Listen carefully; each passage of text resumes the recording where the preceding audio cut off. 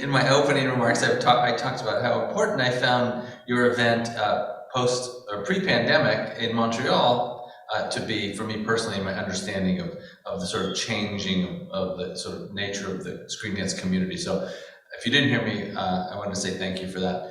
And now just introduce you and say welcome to I want to turn and look at you, but I can't. The Screen Dance Symposium. And now we'll hear from Priscilla Gee.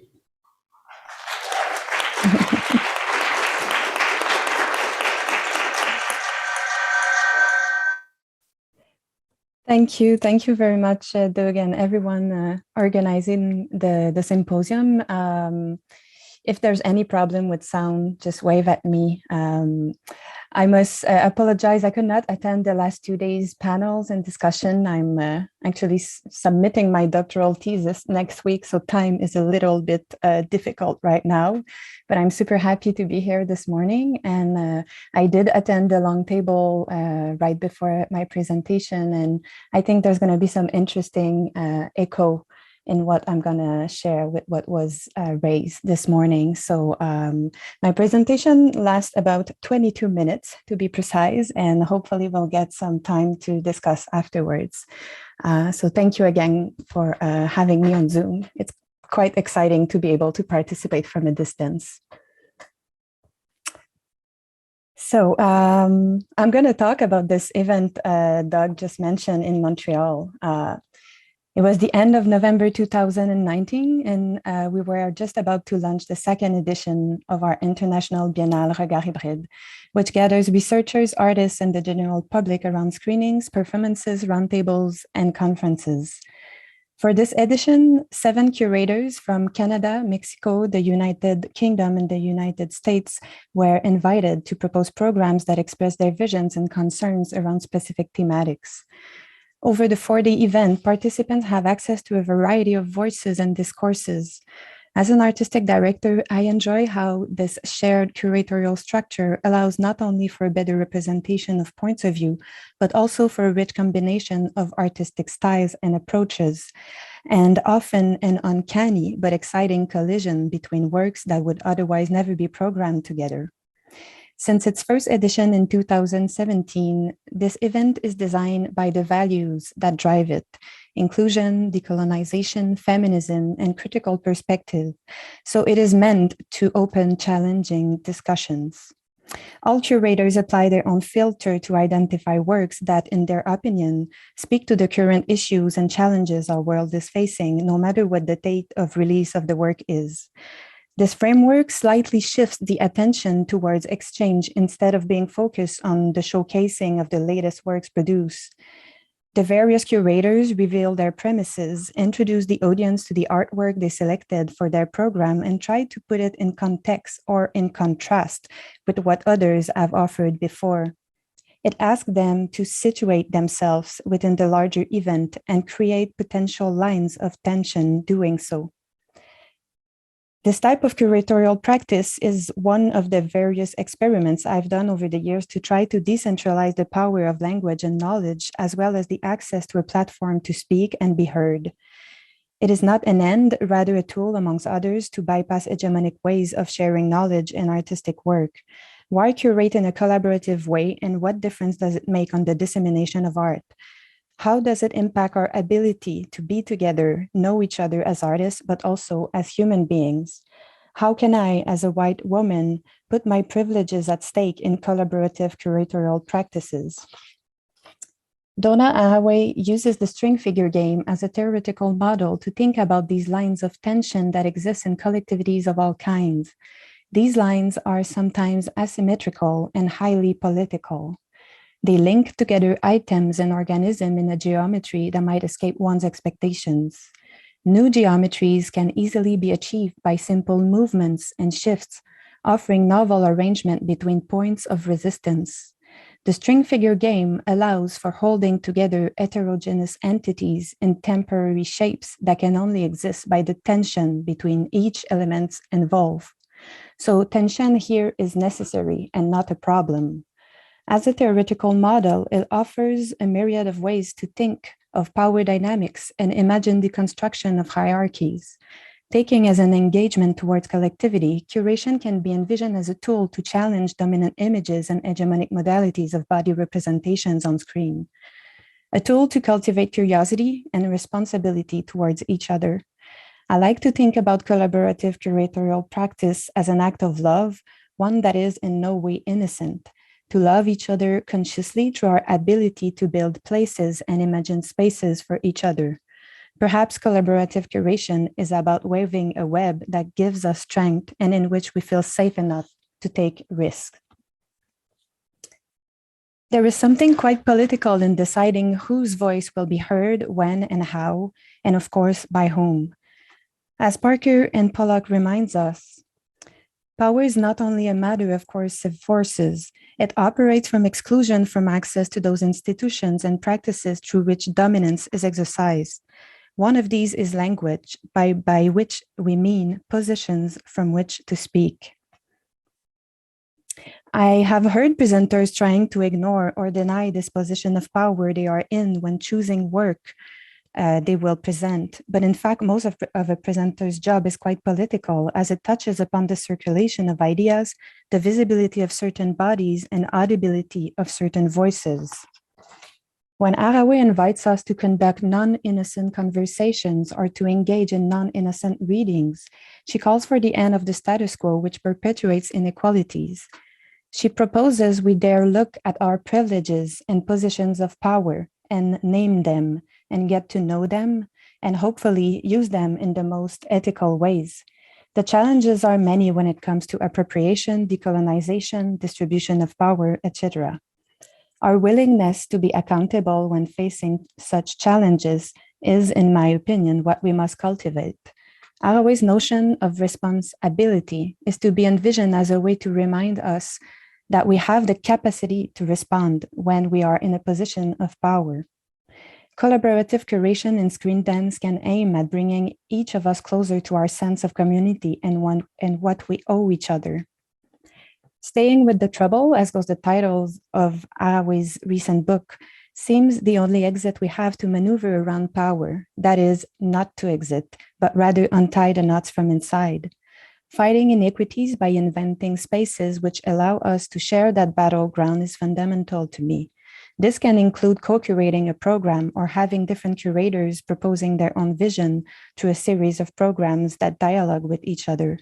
It can mean to envision curation as a form of relay or network of influences, or in a score that remains playful and spontaneous. It can refer to a temporary curatorial position, like some institutions do, having one curator in power for only a limited number of years before the position opens again. Options are endless, and the more I investigate these simple patterns and structures that can hold people together, the more I want to deeper explore the collaborative aspects they render possible. Very quickly with Regard Hybride, it was necessary for me to invite other researchers, artists, or festival directors to curate programs within my own events. I'm eager to access other curators' vision and choices. How they assemble program of films says something about them and how they experience the world. Putting together pieces in a new arrangement allows for a new meaning to emerge, and that is how curation is art making, the very sensitive political and artistic view of someone exposed through the choices they made and the rhythm they created by juxtaposing or attaching together a number of propositions that echo or contrast each other. I think now is a perfect time to investigate further the options we have to put forward new ideas and to do it collectively. The dramatic escalation of economic precarity amongst artists versus the concentration of power at the top of so many institutions resulted in great part from our hierarchical cultural models inherited by market-oriented policies. We might not be able to undo any of this, but we can surely act consciously and creatively in these times of scarcity. Therefore, when Haraway invites us to consider the art of living on a damaged planet and to envision the possibility of life in capitalist rooms, we might feel inspired, but we might also wonder what's left to preserve. I believe we need to advance while unfolding new territories for ourselves, ones that would partly cover up old grounds or interact with those. Movement is often part of the answer, and as a choreographer, I do think it applies to a variety of political contexts. By keeping alive the lines of tension between curators, we maintain a flexible, transformable, and yet quite solid string figure that can hold us together. By being ready to move, ready for the next figure, we also allow ourselves to be reconfigured into a new model, a new shape. And within this new geometry, as curators, we might not hold on to the same relationship to power. Movement is not only about our capacity to go somewhere, it is also about our capacity to move within ourselves and find ourselves in new positions from where the world has changed drastically so. While love is sometimes depicted as a feeling that comes and goes naturally, magically, I rather envision love as a labor of justice, a labor which necessitates constant movement within oneself and also physically in space, moving towards each other and changing our perspectives. It's not always easy, this constant shifting of sight and weight, but it vibrates and brings more flexibility. Eric Fromm introduces his book, The Art of Loving, with this sentence: Is love an art? Then it requires knowledge and efforts. In this contribution, Fromm investigates love from a pragmatic point of view and uses it as a springboard to perform a critique of capitalist development. He proposes that love should not be separate from our social and professional existences and should rather become one with it. Love is also often depicted as pure or innocent.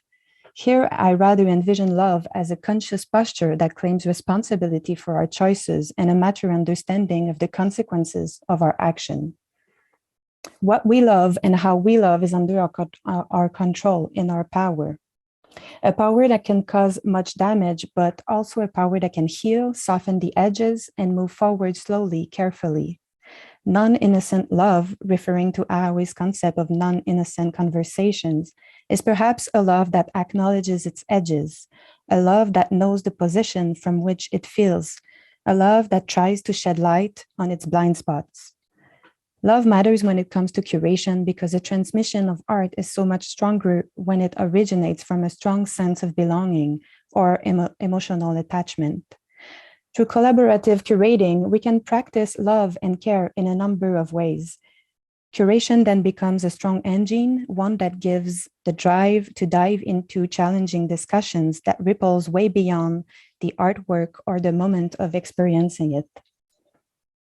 A collaborative approach to curation allows for building communities of affinities and shaping art discourses precisely on our differences and contrasts, on variety and dynamism.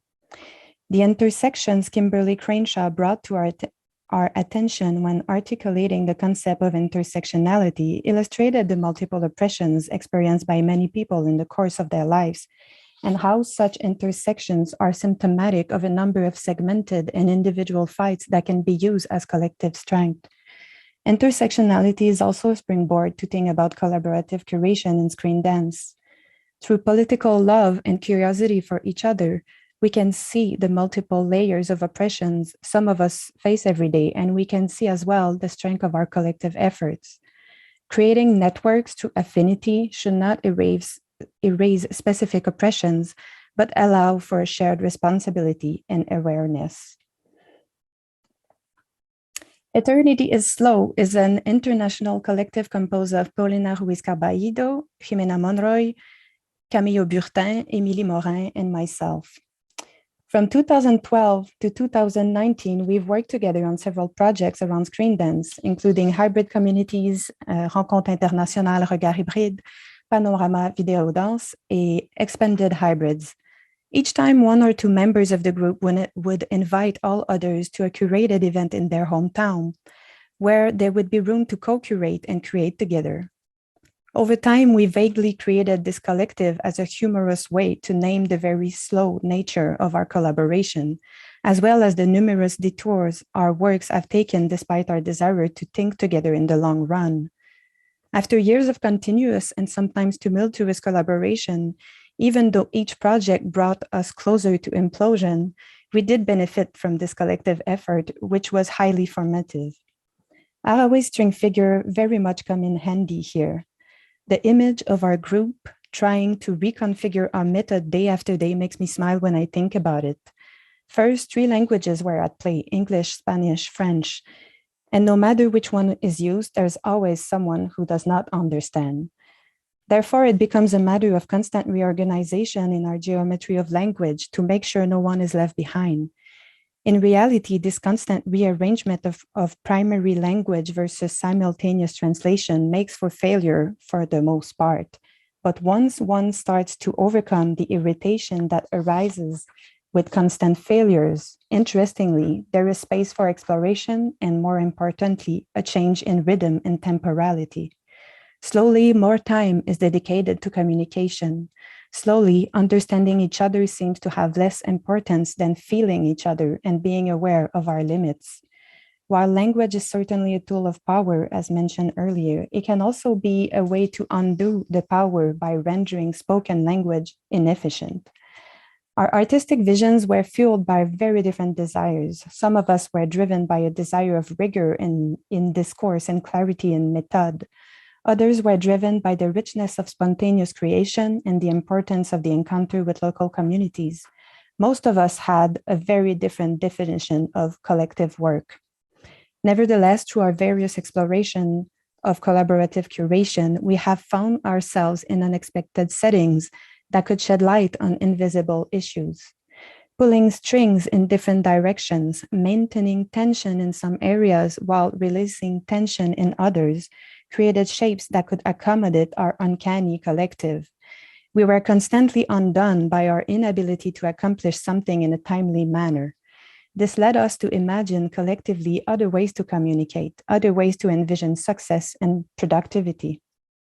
I found myself inside loose figures, weird shapes, and uncertain transitions, which I'm not used to. I'm used to choreographing the shapes I get involved in and planning the next ones carefully. I'm used to being efficient. This pillar of mine, efficiency, was completely put at stake in the course of this long-term collaboration. Some projects that were started were never finished. However, weirdly, we did accomplish some impressive works in moments I expected the least. Whether we had to curate a program together, to design an event, to publish a manifesto, or to propose cumulative scores that would orient our work, we always ended up working in a spiral form, not on a linear path. The works we would curate together had a surprising heterogeneity. Over time, we also encountered the limits of our string figure shapes. Over time, we also realized that our capacity to deal with our challenges was tightly related to temporality. We needed more time to digest the information, untie the knots. Curating collectively in this way was both an act of performance and training for me. As we were doing the work, we were practicing new ways to do it as well. The result of our collaborative explorations were multiple and, in most cases, not even close to what we had expected. But doing so, we did get closer to each other. To conclude, if movement is essential to balance, I believe collaborative curation is essential to screen dance. We need to share power. As most dancers would agree, balance is not found when one reaches calm stillness. To the contrary, finding balance is about the ever-going fall and recovery dynamic that your body performs, reducing your movement to an invisible vibration over a tipping point without ever falling completely on either side. Balance is about being alive, active as ever, on the smallest axis perhaps, but active anyway. Engage loved in collaborative screen dance curation is about accepting the challenge of finding balance. That is, keeping your body in movement and joining forces with others while knowing such collective movement is risky for your own balance, but necessary to your integrity. Of course, it also means falling off from time to time and accepting that too. Thank you.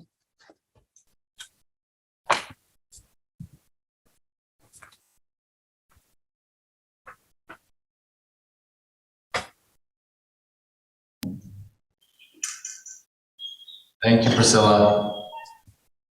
Can you still hear me? Yes, I can hear you. Great. Thank you. We're going to open it up. We have some time for a couple questions. I'm looking out into the audience to see if anybody has one ready. Okay, is there someone? No, sorry. Okay, is there anything online yet? No. Okay. Okay. Claudia. You want to come up and do it?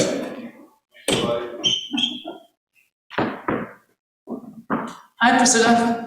Thank you so much for sharing so much about your practice and these words and how you're thinking around love. And it's very rich and makes me think about lots more things.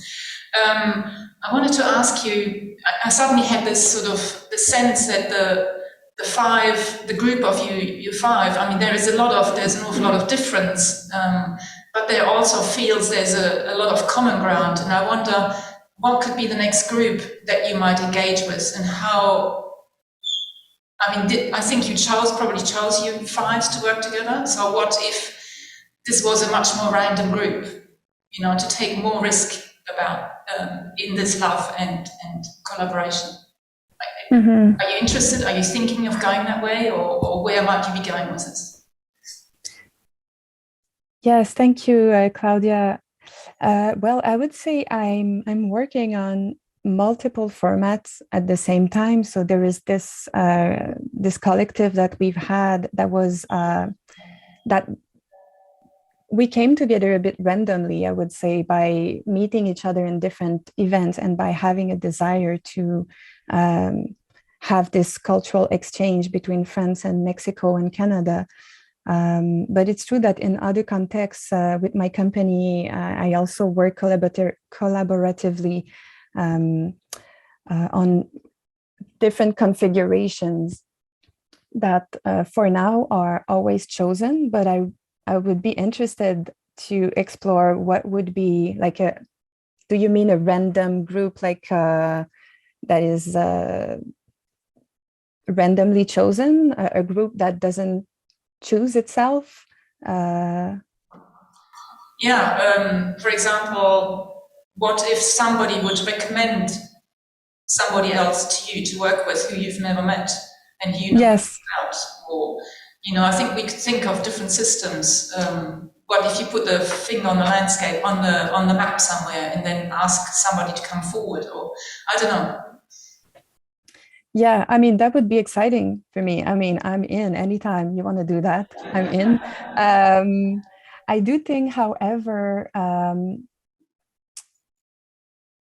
I mean, in Canada, at least from what I see in institutions and also in smaller festivals like mine, there is a tendency to hear the same voices all the time. So for me, collaborative curation is a way to counter that tendency somehow. So I do choose to collaborate with people who would have complementary voices or who would speak for different realities.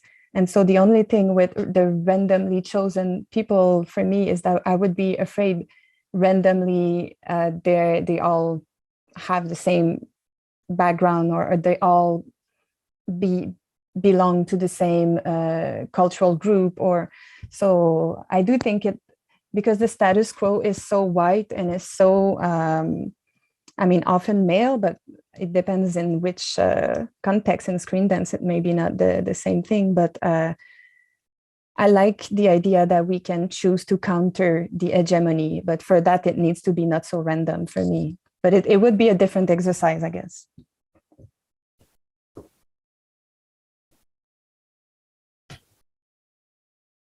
Oh, the speaker is off. Come on down. Sorry. And there's something on the chat. Okay. Looks much better if you stand behind the podium. This one what it is. This? Yep. Okay.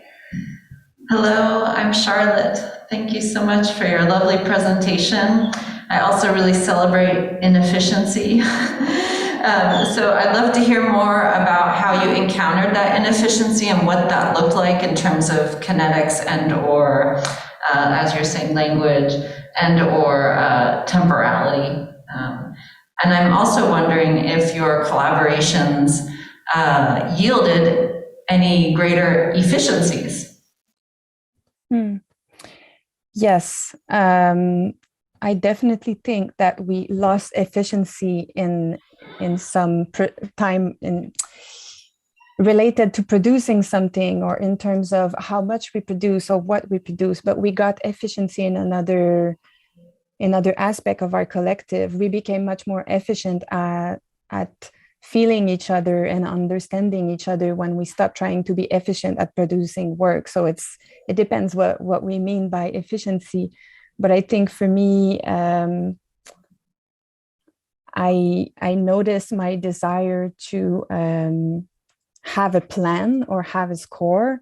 And I noticed sometimes how it was difficult for me to navigate when the plan is making itself as we go.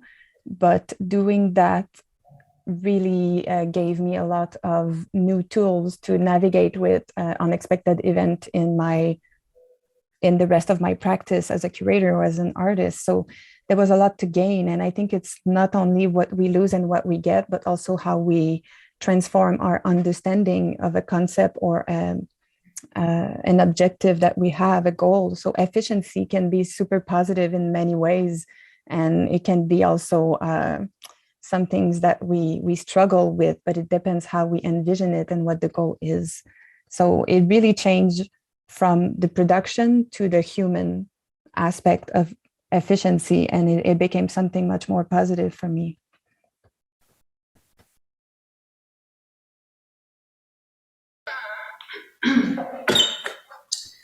Priscilla, there is a Zoom question from Constance Cook, asking you to speak to balance as not linear.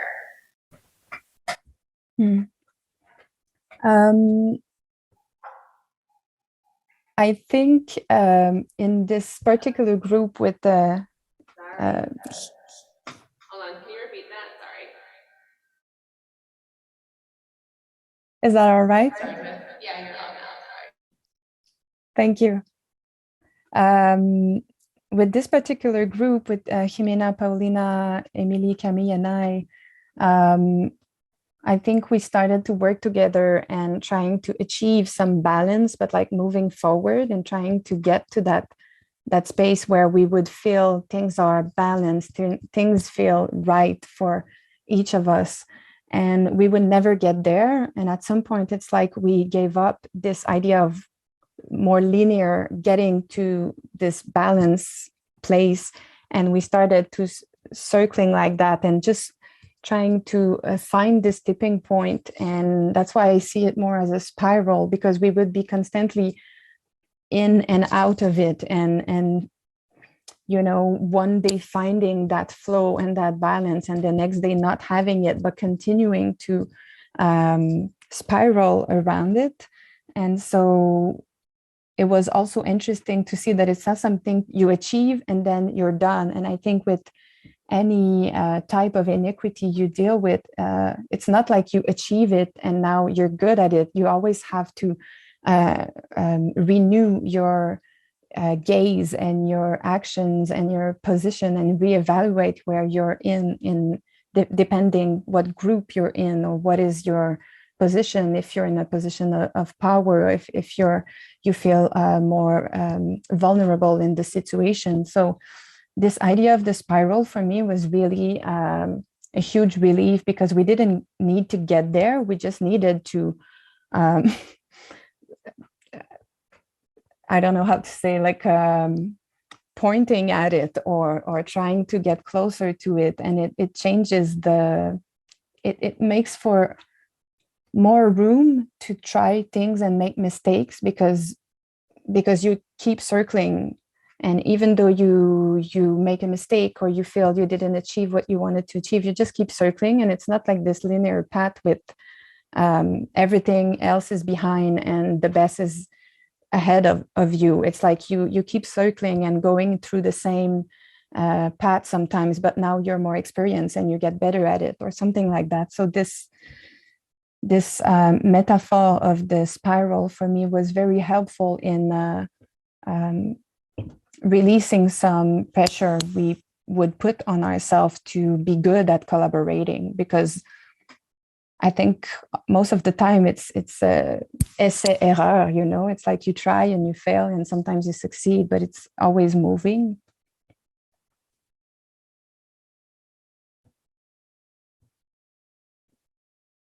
We need to come to a close so people can eat, Priscilla. I have questions, and I'm going to ask them to you in another time, if I can. Yes, perfect. No problem. Thank you.